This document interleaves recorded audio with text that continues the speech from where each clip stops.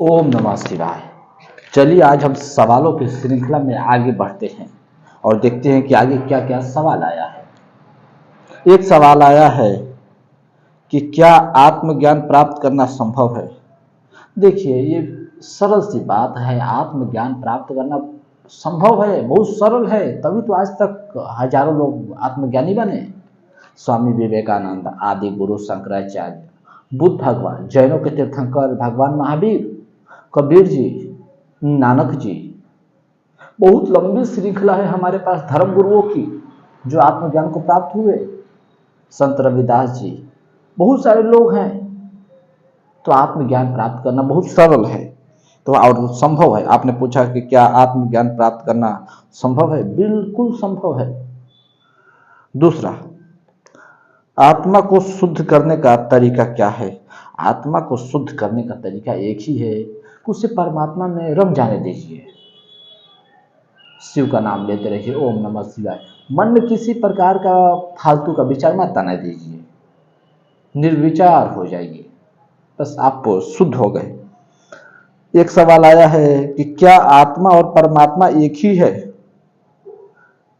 देखिए हाँ, आत्मा और परमात्मा एक ही है। शास्त्रों में इसका वर्णन है कि व्यक्ति आत्मा है, समष्टि परमात्मा है। इसको ऐसे समझिए जिससे बूंद ही सागर है और सागर ही बूंद है। बूंद हमें अलग दिखाई पड़ता है लेकिन है वो सागर ही, वो सागर से भिन्न नहीं है। वैसे ही हम परमात्मा से आए हैं एक बूंद बन के, जैसे सागर से बूंद अलग होता है वैसे हम परमात्मा से अलग हुए तो हम आत्मा बने। बाकी जो सबका घनीभूत हो जाएगा, जो सबका दृष्टा है, वो परमात्मा है। तो आत्मा और परमात्मा एक ही है, बस व्यक्ति आत्मा, समष्टि परमात्मा।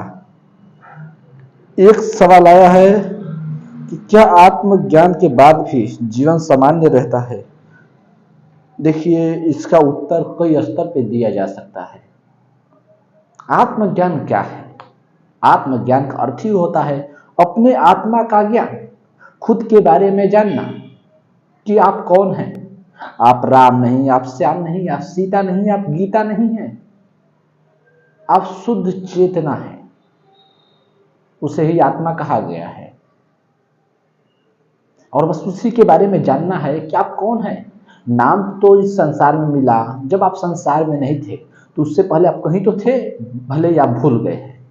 आप अमर हैं, इस ब्रह्मांड में कहीं तो रहे होंगे। तो उस समय आपका नाम क्या था।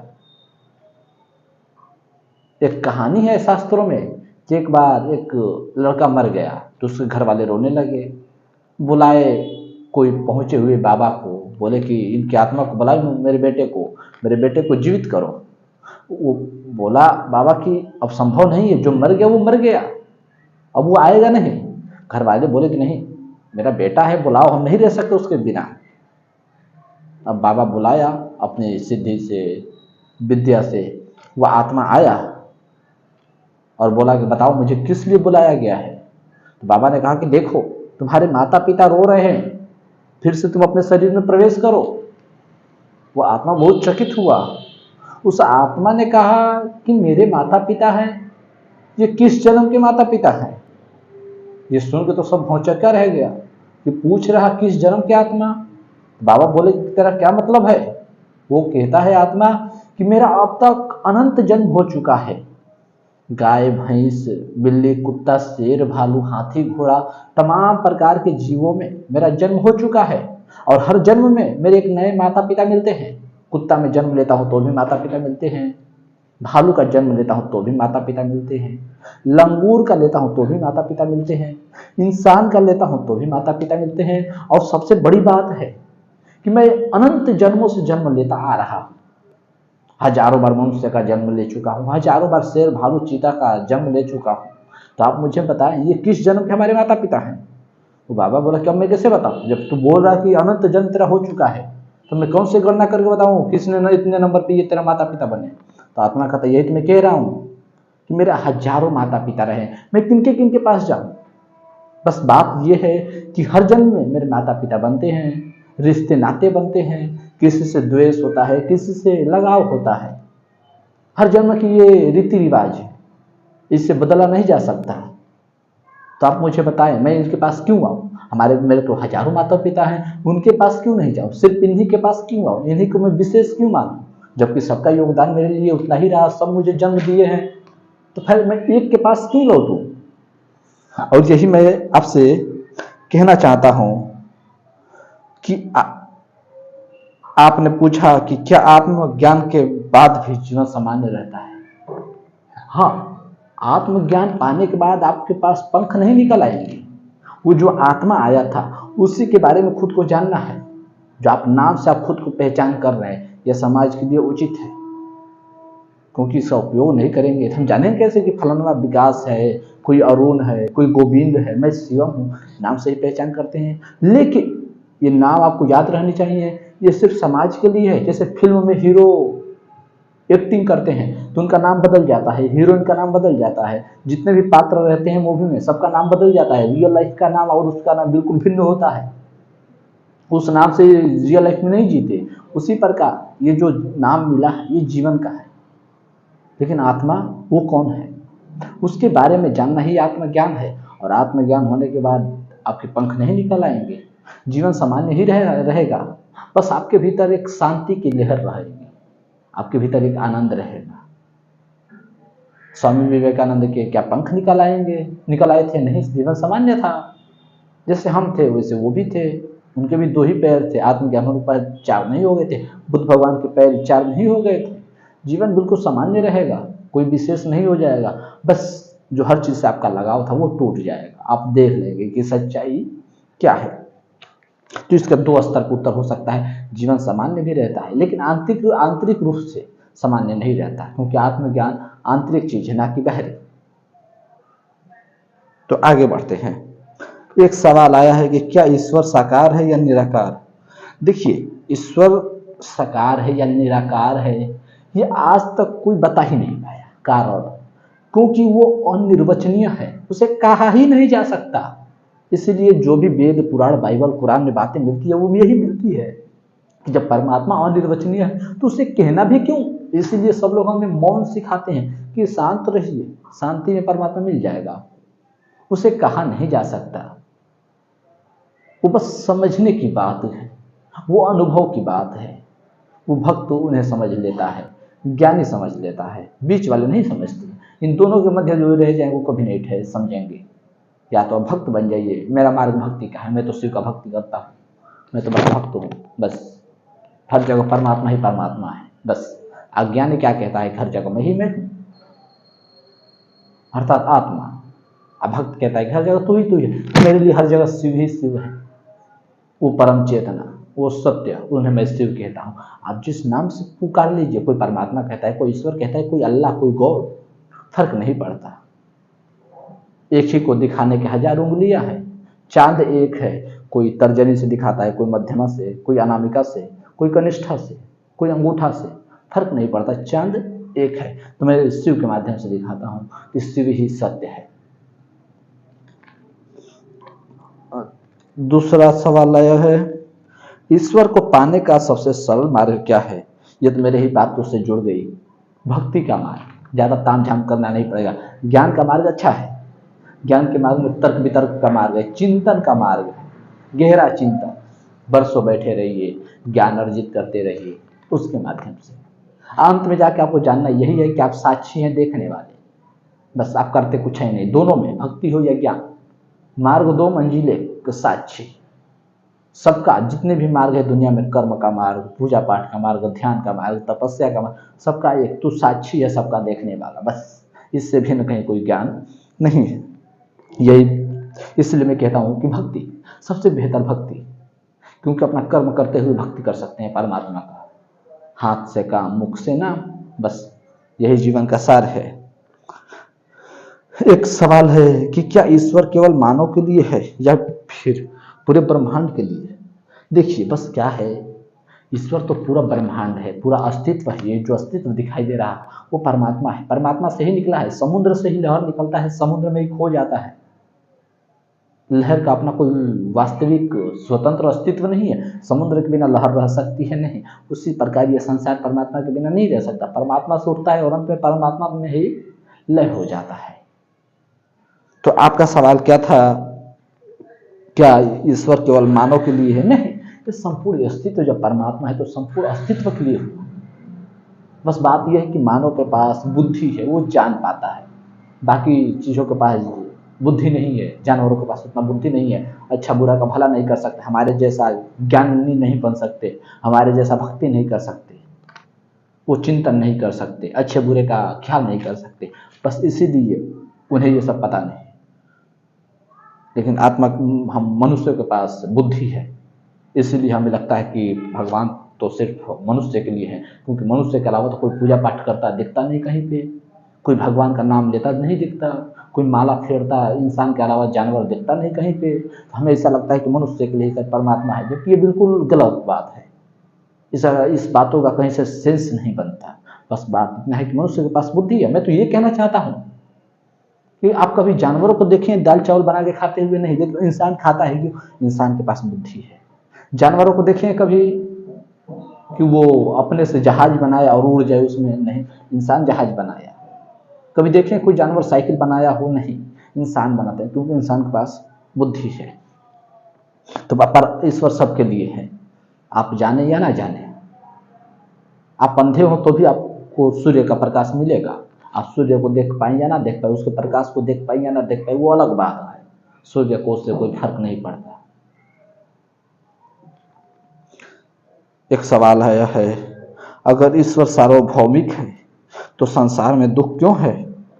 संसार में दुख है, देखिए, दुख का कारण है में, ये नहीं कि दुख है ही, दुख है लेकिन उसका कारण है। और वो कारण क्या है? बेहोशी। बेहोशी ही सबसे बड़ा कारण है दुखों का। हम होश में कभी होते ही नहीं हैं। हर वक्त हमारे मन में किसी न किसी विचार की कल्पना चलती रहती है, हम सोचते रहते हैं, भविष्य की कल्पना करते रहते हैं, या फिर अतीत के पछतावा पे मरते रहते हैं कि अतीत में ये गलती कर दिया। वो नशा है। मैंने कहानी सुना था कि एक बार एक मुल्ला नसरुद्दीन अपने दोस्त से मिलने हॉस्पिटल पहुंचा। दोस्त तो बेड पे पड़ा था, मुल्ला नसरुद्दीन पहुंचा। दोस्त उसको देख के तो तुरंत पूछा कि मेरे दोस्त मुल्ला नसरुद्दीन, तुम बताओ ये मेरा हाल कैसे हुआ? मुल्ला नसरुद्दीन ने कहा कि अब दोस्त जाने दो, वो सब बात ही ना छेड़ो। दोस्त ने कहा कि ये क्या बात हुई, मुझे बताओ, मेरे हाथ पैर टूट गए हैं, मैं बेड पे पड़ा हूं, और तुम कह रहे हो को बात ही ना छेड़ो। कल रात तो मैं बिल्कुल ठीक था, लेकिन फिर तुम मेरे साथ थे, यह हाल कैसे हुआ मेरा? मुल्ला नसरुद्दीन ने कहा कि क्या कहूं मित्र, कहते हुए बहुत दुख हो रहा कि कल रात हम दोनों शराब पिए थे और तीसरी मंजिल पे खड़े थे। अब नशे में हम दोनों धुत थे, तो तुम्हें अचानक से ख्याल आया कि तुम उड़ सकते हो, और फिर क्या, तुम छलांग लगा दिए। तो उस दोस्त ने कहा कि मुल्ला नसरुद्दीन तुम वहीं पे थे और देखते रहे, तुम कैसे दोस्त हो? मुल्ला नसरुद्दीन ने कहा कि मत, तो अब वो सब बातें मत कहो। उस समय तो मुझे भी लगा था कि तुम उड़ सकते हो, नशे में सिर्फ तुम ही थोड़ी थे, मैं भी नशे में था। उस समय तो मैं खुद तुम्हारे साथ उड़ने वाला था। बस बात इतना है कि मेरे पैंट की नाड़ ढीली है, उड़ने में मैं कहां संभालता पैंट को, इसलिए मैं नहीं कूदा। बातें तो समझ आए। ये क्या है? बेहोशी का अर्थ है कि मन में जैसी दशा आ जाए उसके साथ एक हो जाना। मन में विचार आता है अतीत का, कोई किसी ने मेरा अपमान किया था, और बस हम अभी दुखी हो जाते हैं। वो घटना बीत गई, हम उसमें सुधार नहीं कर सकते, कोई बदलाव नहीं कर सकते, हम उसमें बस देख सकते हैं, उसको याद कर सकते हैं, इससे भिन्न कोई दूसरा उपाय नहीं है। लेकिन फिर भी हम उसमें रम जाते हैं। अतीत की कल्पना को लेके हम भविष्य को अभी देख नहीं सकते, हम भविष्य को भी कुछ कर ही नहीं सकते, भविष्य भी पैदा नहीं हुआ, लेकिन हम उसकी कल्पना लेके चिंतित हो जाते हैं। आज से 10 साल बाद मेरे पास 5 करोड़ रहना चाहिए, हम खूब कल्पना बनाते हैं, भविष्य में कैसी बीवी मिलेगी। भविष्य अभी पैदा नहीं, भविष्य में हम रहेंगे भी या नहीं रहेंगे। हम 5 साल बाद का जीवन सोच लेते हैं, ये कभी नहीं सोचते कि हम 5 साल बाद रहेंगे कि नहीं रहेंगे। तो जो भी जीवन में कारण दुख का है वो है बेहोशी। आप होश में आ जाइए, वर्तमान में आ जाइए, देखिए 2 मिनट में दुख विसर्जित हो जाएगा, दुख आपको दिखेगा ही नहीं कहीं पे। एक आगे सवाल आया है, अगर नहीं तो पढ़ ही लीजिए कि अगर ईश्वर सर्वशक्तिमान है तो संसार में दुख क्यों है। तो अभी इसी पर बात किए। एक सवाल आया है कि क्या भगवान हमारे कर्मों में हस्तक्षेप करते हैं। देखिए, भगवान हमारे कर्मों में हस्तक्षेप बिल्कुल नहीं करते। हम बिल्कुल स्वतंत्र हैं, हम जो चाहे वो कर सकते हैं। हमें भगवान कठपुतली बना के नहीं भेजे। अगर कठपुतली बना के भेजे तो फिर तो वो तानाशाह हो जाएंगे, वो हमारे ऊपर कोई सुपरवाइजर हो जाएंगे, मैनेजर हो जाएंगे कि जैसे वो कहेंगे वैसे करना है। लेकिन परमात्मा हमें स्वतंत्र छोड़े हैं, वो बिल्कुल नहीं रोकते। जैसे कि क्या होता है कि जब एक बच्चा एग्जाम हॉल में जाता है परीक्षा देने, पेपर लिखता है, तो पीछे जो टीचर खड़ा होता है वही उसको यहाँ पे बुलाया होता है। सब उसकी प्लानिंग होती है टीचर को कि बच्चे की कब परीक्षा लेनी है, कैसे लेनी है, कितने सवाल देने हैं। वो पीछे जब आप लिखते हैं तो टीचर सब देखता है, उसको सब उत्तर पता होता है। लेकिन अगर आप गलत लिखे या सही लिखे, वो एक शब्द नहीं बोलता, वो चुप होकर सिर्फ देखता है, दर्शक होकर। वहां पर कोई वो हस्तक्षेप नहीं करता। वैसे ही परमात्मा हमारे हर कर्म को देखता है, कड़ में है, कुछ भी छिपा नहीं है, लेकिन वो उस समय हस्तक्षेप नहीं करता, क्योंकि हमारी परीक्षा की घड़ी है चल रही, हम अपना कर्म कर रहे हैं। हाँ, जब रिजल्ट आएगा उस दिन उसका हाथ होगा कि जैसा हम कर्म किए रहेंगे, जैसे परीक्षा में हम उत्तर लिखे रहेंगे, वैसा हमें रिजल्ट मिलेगा, वैसा परिणाम मिलेगा, वैसा फल मिलेगा। जैसा कर्म वैसा फल। इसलिए तो कहते हैं कि जैसी करनी वैसी भरनी, ना माने तो जन्नत नाम, जैसी करनी वैसी भरनी, ना माने तो करके देख, जन्नत भी है और दोजख भी, ना माने तो मर के देख। स्वर्ग और नरक दोनों है, जैसा करोगे वैसा पाओगे। कबीर जी का तो इस पे बहुत प्रसिद्ध दोहा है शायद, उनका सार ये है दोहे का, बोया पेड़ बबूल का अमवा कहाँ से आए। कि अगर आप बबूल का पेड़ बोएंगे, कांटे का पेड़ बोएंगे, तो आपको आम नहीं मिलेगा, आपको कांटे ही मिलेंगे। तो यही मैं आपसे कहना चाहता हूं कि भगवान हमारे कर्मों में हस्तक्षेप बिल्कुल नहीं करते, वो बस देखते हैं। एक समय आएगा जिस दिन न्याय होगा। अब समय मिला है कि तब तक हम अपना पेपर लिख लें, उसके बाद तो रिजल्ट उनके हाथ में है ही है। एक आगे सवाल आया है, ईश्वर से सीधा संपर्क कैसे किया जाए। ठीक है, देखिए मैं इसका जवाब आपको देता हूँ। आप पहली बात मैं बता देना चाहता हूँ कि कोई उत्तर मेरा अगर कहीं त्रुटियां निकल जाए तो मुझे क्षमा कीजिए, क्योंकि मैं उतने ही प्रश्नों का उत्तर देता हूँ जितना मुझे आता है। जिसका नहीं आता मैं साफ मना कर देता हूँ कि मुझे नहीं आता। तो अभी मैं बहुत बड़ा विश्व विख्यात इंसान नहीं हूँ, मुझे बोलने का अभ्यास भी नहीं है। ये क्या होता है कि समय की प्रक्रिया में आती है, विकास की प्रक्रिया में आती है। हम धीरे धीरे बोलना सीखते हैं, हर काम को धीरे धीरे सीखते हैं। एक दिन हम उसका मास्टर नहीं बन जाते हैं, एक्सपर्ट नहीं बन जाते हैं। बच्चा पहले चलना सीखता है तो घुटनों के बल चलता है, थोड़ा खड़ा होता है तो गिर जाता है, घुटने में चोट लग जाते हैं। फिर थोड़ा 2 कदम चलता है, कभी कभी गिर जाता है, दांत टूट जाते हैं। तो अब क्या कहें, बच्चे को मारने लगे, क्या रहे तो दांत तोड़ दिया, फिर अब मत उठना, यहाँ से बैठे ही रहना, चलना मत यहाँ से। तो ये बात बनेगी नहीं। हम उसका दमन कर रहे हैं, फिर हम उसको दबा रहे हैं, नष्ट कर रहे हैं, उसको विकसित नहीं होने दे रहे। तो वैसे ही मेरे बोलने में त्रुटियां हो सकती है, उच्चारण मिस्टेक हो सकता है। अब इसका अर्थ ये नहीं कि मैं ये सब बंद कर दूँ, बोलना ही बंद करूँ, अब तो टेप मार के पूरा जीवन गुजारो, नहीं। एक समय होती है, धीरे धीरे निखार आ जाती है। तो आप समझ रहे होंगे मेन क्या है, मूल क्या है इस बातों, इन सब बातों का, कि जो सार है बातों का उसे हमें पकड़ना है। जो उद्देश्य है कहने का उसको पकड़ना है। किन शब्दों में कह रहा हूं, कैसे कह रहा हूं, जैसे आ रहा उसे कह रहा हूं, उससे कोई मतलब नहीं, उससे कोई फर्क नहीं पड़ता। फर्क इससे पड़ता है कि जो मैं दे रहा हूं वो सही है कि नहीं। इस पे आप गौर कीजिएगा, और इसी को मैं चाहता हूं कि आप सीखिए। चलिए एक फिर अब दूसरा सवाल कहां पर थे हम, क्या आत्मा के बिना जीवन संभव है। ये हम प्रश्न पढ़े थे अंतिम, क्या आत्मा के बिना जीवन संभव है। बिना आत्मा के हम जीवन कैसे संभव करेंगे। इसके बारे में तो सीधी सी बात कहना चाहता हूं कि आत्मा के बिना जीवन संभव नहीं है। अब वो अलग बात है कि मैं इसकी व्याख्या नहीं कर पाऊंगा क्योंकि उतना मैं ज्ञानी नहीं हूं, लेकिन सीधी सी बात आप समझ लीजिए, बिना आत्मा के जीवन संभव कैसे है। फिर हम एक अगले सवाल पे चलते हैं। सवाल आया है कि सच्चा गुरु कैसा होता है। और ये सवाल बहुत सार्थक है और बहुत गहरा भी और बहुत क्रांतिकारी भी, कि सच्चा गुरु कैसा होता है। हम पूरा जीवन बातें तो करते हैं गुरु की, लेकिन गुरु गुरु कौन है, गुरु कैसा होता है। कहीं पे गुरु मिले तो हम कैसे पहचान करेंगे कि ये गुरु है मेरा, हम इसको गुरु बना सकते हैं। अब मान लीजिए हमारे हाथ में तमाम प्रकार के पत्थर मिल जाए, लाल, येलो, ब्लू, नीला, तमाम प्रकार के, हरा, गुलाबी, तमाम रंग के पत्थर हमारे हाथ में मिल जाए और उसमें एक कोहिनूर हीरा भी मिल जाए और सभी एक साथ चमकते हो, तो हम उसका परीक्षण कैसे करेंगे, हम निर्णायक कैसे बनेंगे कि इसमें कौन सा कोहिनूर है। उसके लिए तो पारखी आंख चाहिए, जौहरी का आंख चाहिए जो पहचान सके कोहिनूर कौन सा है। तो वैसे ही और कहीं पे गुरु दिख जाए तो हम कैसे पता करेंगे कि ये गुरु सच्चा है या झूठा। ये सवाल बहुत सार्थक है, सच्चा गुरु कैसा होता है। तो देखिए सच्चा गुरु कैसा होता है, मैं इसके बारे में कभी ना पढ़ा ना लिखा, लेकिन ये मैं जानता हूं कि गुरु का अर्थ क्या होता है। गुरु का अर्थ होता है, गु मतलब होता है अंधकार और रू मतलब होता है प्रकाश। तो जो अंधकार से प्रकाश की ओर ले जाए वही गुरु है।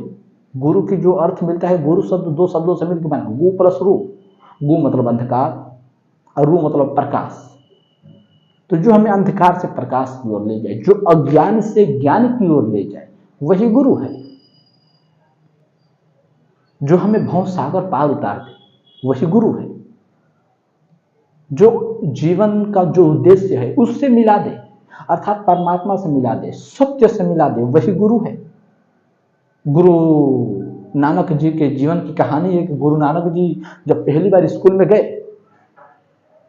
तो मास्टर जब पढ़ा रहा था तो मास्टर से पूछे कि एक बात बताओ, ये जो तुम मुझे पढ़ा रहे हो घंटे भर से, क्या ये सब पढ़ने से परमात्मा मिल जाएंगे। वो आदमी तो शांति रह गया, वो टीचर भी भौंचक्का रह गया कि तब तरीके ऐसा सवाल आज तक तो कोई किया ही नहीं था, इतने बच्चे पढ़े थे। उसको ख्याल आया कि नहीं, ऐसा कैसे संभव है कि मैं जो पढ़ा रहा हूँ इससे पद प्रतिष्ठा मिल जाएगा, नौकरी मिल जाएगी, अच्छी छोकरी मिल जाएगी, कि आप तो बहुत बड़े ज्ञानी हो, लड़कियां भी पट जाएगी। लेकिन सत्य वो इन किताबों से नहीं मिलेगा। तो गुरु नानक जी बोले फिर पढ़ के भी क्या मतलब, जब मिलेगा ही नहीं, जीवन का जो उद्देश्य है वही नहीं मिलेगा, परमात्मा से ही नहीं मिलेगा, सार्थक जो है वो तो मिलेगा ही नहीं, तो व्यर्थ की पाके फिर मैं करूंगा क्या। और फिर वहां से निकल रहा है और जीवन की बहुत सारी कहानियां हैं कि कैसे उन्हें सत्य ज्ञान हुआ, वो सब बाद में बात करेंगे। तो सच्चा गुरु वही होता है जो हमें अज्ञान से ज्ञान की ओर ले जाए, अंधकार से प्रकाश की ओर ले जाए, वही सच्चा गुरु है। चलिए हम आगे चलते हैं। सवाल क्या है, ध्यान करने से क्या फायदा होता है। ध्यान करने से बहुत फायदे होते हैं। वो बिल्कुल भिन्न बात है कि मुझे कुछ नहीं पता उसके बारे में, क्योंकि मैं कभी ध्यान किया ही नहीं, मैं कभी ध्यान सिखाता ही नहीं, मैं ध्यान के क्षेत्र में जाता ही नहीं, क्योंकि आज के समय में भाग दौड़ की दुनिया में ध्यान करना मूर्खता से बढ़ के कुछ नहीं है। आज के पहले के लोगों समय में टेक्नोलॉजी कम थी, लोगों के पास काम कम था। आज के समय में हजारों, पहले के समय में क्या था कि मजदूर गया, एक व्यक्ति गया जंगल में लकड़ी उकड़ी दिन भर काट के आया, थका हारा, अब उसको शांति चाहिए, तो उन्हें एक जगह पे बैठ, वो थका है, अब वो ऐसे भी कुछ करना नहीं चाहता, अब वो बैठ के बस चाहता है कि शांति मिल जाए। आप देखते नहीं, जब हम थक जाते हैं तो क्या करते हैं, उस समय कुछ भी करने की इच्छा होती नहीं, हम शांत बैठना चाहते हैं। और ध्यान यही सिखाई जाती है कि अपने शरीर को शांत करो। जो ये सांस एकदम कुत्ते के जैसे हाँफ रहे हैं, उसको शांत करिए, ठहरिए। तो आज के समय के भाग दौड़ की दुनिया में ध्यान करना संभव नहीं है। तो क्या करना संभव है, निर्विचार होना, बस मन में जो विचार आने उसको शांत करिए, ये ध्यान है। और ध्यान का अर्थ भी यही होता है। ध्यान में क्या सिखाई जाती है कि अपने सांसों पे ध्यान दीजिए, श्वास भीतर जा रहे, श्वास बाहर आ रहे, श्वास भीतर जा रहे, श्वास बाहर आ रही, और दोनों के मध्य ठहर के देख लीजिए, वही सत्य है, वही ब्रह्म है। ये विज्ञान भैरव तंत्र का सार है। शंकर भगवान माता पार्वती जी से कह रहे हैं ध्यान के बारे में। माता पार्वती पूछती हैं भैरवी रूप में भैरव से, शंकर भगवान से, कि प्रभु मुझे ये बताइए जीवन में शांति कैसे मिलेगी। मैं आनंद को कैसे उपलब्ध हो जाऊं, मैं मुक्त कैसे हो जाऊं, परम ज्ञान कैसे मिलेगा, आपका रूप क्या है, तमाम सवाल करती हैं 8-10 वाक्यों में। और शंकर भगवान 2 ही वाक्य में जवाब देते हैं कि भीतर जाती है श्वास, बाहर आती है श्वास, दोनों के मध्य ठहर के देख ले, आनंद को उपलब्ध हो जाएगी। और यही जीवन का सार है। बस इससे भिन्न कहीं कोई ज्ञान नहीं है।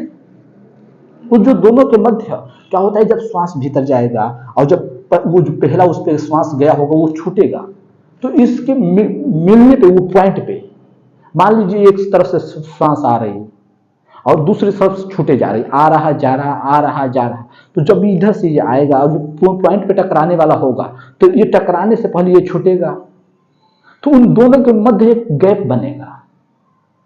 बस उस गैप को रुकना है। ये गैप बहुत पल का भी हजारवा पल हो, बस उसी पॉइंट को पकड़ना है और आप साक्षी हो जाएंगे। और विचार में भी यही होता है कि एक विचार जब निकलती है तो दूसरी प्रवेश करती है। हम कभी ध्यान नहीं देते, ये बिल्कुल भिन्न बात है, क्योंकि हम इसके बारे में कभी रिसर्च नहीं किए, खोजे नहीं, क्योंकि इस क्षेत्र में किसी ने बताया नहीं। इससे बिल्कुल साफ नंगा सच किसी ने आज तक बोला ही नहीं कि विज्ञान क्या कहता है कि हर व्यक्ति के भीतर सुबह से लेकर शाम तक, सोने तक, जब वो जागता है, जब वो सोता है, तो इस दोनों के मध्य जो समय होता है 6000 विचार आते हैं। ऑलमोस्ट लगभग 6000 विचार आते हैं। अब गिनती तो नहीं की जा सकती, तो एक अनुमान लगाया है विज्ञान अपने गणित मिला के। तो विज्ञान क्या कहता है, विज्ञान तो रिसर्चों पे होता है, शोधों पे होता है, प्रमाणों के बाद होता है। तो लगभग उसका रिजल्ट जो निकला है कि एक व्यक्ति सुबह से लेकर शाम तक 6000 विचार सोचता है, उसके दिमाग में आते हैं विचार 6000। तो अब स्वाभाविक है कि जब एक विचार निकलेगा तो दूसरा आएगा, दोनों के मध्य एक गैप होगा। बिल्कुल पल का भी हजारवा पल हो, बिल्कुल हजारों का भी हजारवा क्षण हो। शुरुआत में क्या होगा कि उन गैपों में आपको रुकना मुश्किल होगा, लेकिन एक समय जब आप रुकना सीख लेंगे तो उसका अंतराल बड़ा करना शुरू हो जाएगा कि एक विचार आया तो आप वहां पे रुक गए, तब दूसरा विचार आने के लिए समय चाहिए। जब आप यहाँ से हटेंगे तो ही वो दूसरा प्रवेश करेगा, जब दूसरे को इजाजत देंगे तभी वो आएगा। ट्रेन का डब्बा क्या होता है, इंजन जाता है पीछे से दूसरा तीसरा, एक के बाद एक जब दूसरा जाता है तो दोनों के बीच एक गैप होता है जहां पे वो जुड़े होते हैं, उस कड़ी को पकड़ना है।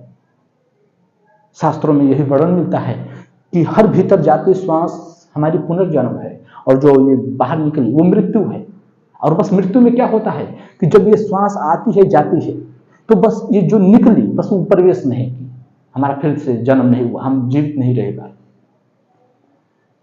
ये जो श्वास आती है जाती है, आती है जाती है, बस उसी के बीच में आपको गैप मिल जाएगा हमेशा के लिए, पूर्ण विराम। ऑक्सीजन एक आई, वो छोटी, लेकिन दोबारा प्रवेश कोई नहीं की। और भी तो हम जी रहे हैं तो निरंतर आ रही है, जा रहे हैं, हम श्वास लिए जा रहे हैं। तो उम्मीद है कि आप समझ गए होंगे कि ध्यान करने से क्या फायदा होता है। ध्यान यही सिखाई जाती है, ध्यान का जो परिभाषा है यही मिलता है कि हमारे चित्त की वृत्तियों का नाश ही ध्यान है। हमारे मन में जो विचार आ रहे हैं उससे मुक्त हो जाइए। इससे भिन्न कहीं कोई ज्ञान नहीं है मनुष्य जाति के इतिहास में ध्यान का। यही ध्यान का सार है, परिभाषा है, ये अंतिम छोर है कि हमारे चित्त की वृत्तियों का नाश ही ध्यान है। ओशो जो अपने जीवन में 1.5 लाख पुस्तक पढ़ गए, जो पूरा विश्व हिला दिए, 40 देश उन्हें मना कर रखा था कि हमारे देश में प्रवेश नहीं करेंगे। इंग्लैंड में गए तो ऊपर उनका जहाज उड़ता रहा, और वो सिर्फ रात भर रुकना चाहते थे। ओशो वहां पे रात को 12 बज रहे हैं, मैं सुबह 6 बजे तक रुकना चाहता हूँ सिर्फ सोने के लिए, मैं अपने जहाज में ही सोऊंगा, बस अपने एयरपोर्ट पे मेरा जहाज उतरने दीजिए।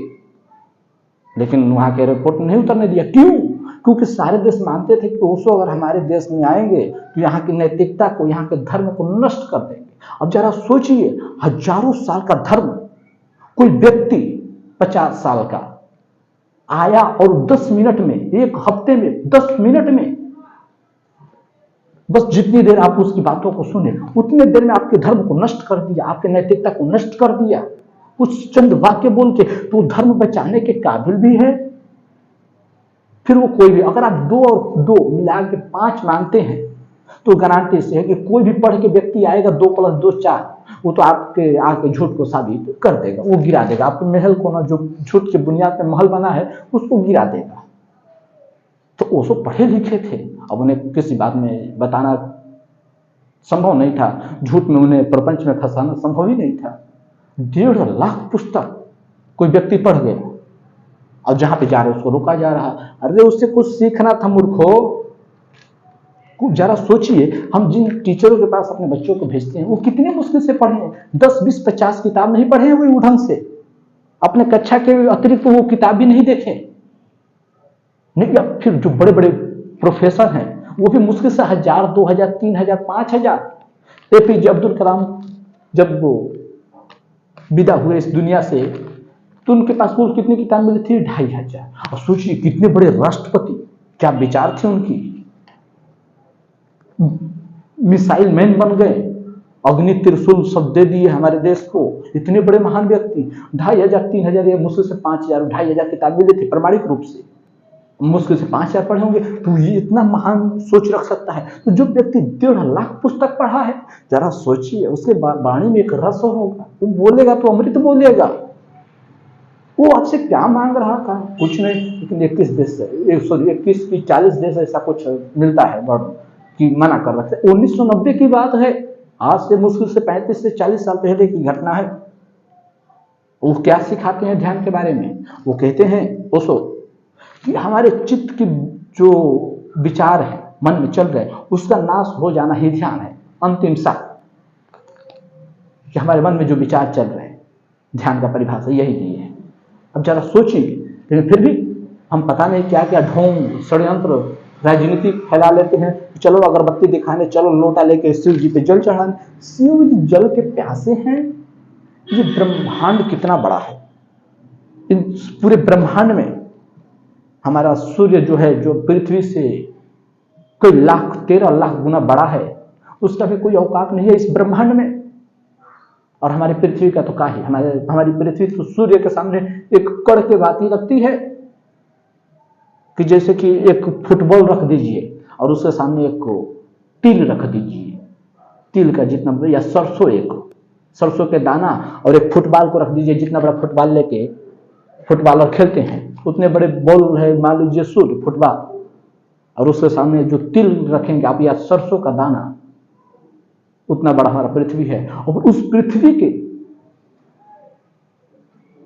193 देशों में से एक देश भारत के छोटे से कोने, छोटे से घर, छोटे से गली के मोहल्ले के कोने में बैठ के हम शिव जी के बारे में सोचते हैं कि शिव जी को चलो जल चढ़ाने।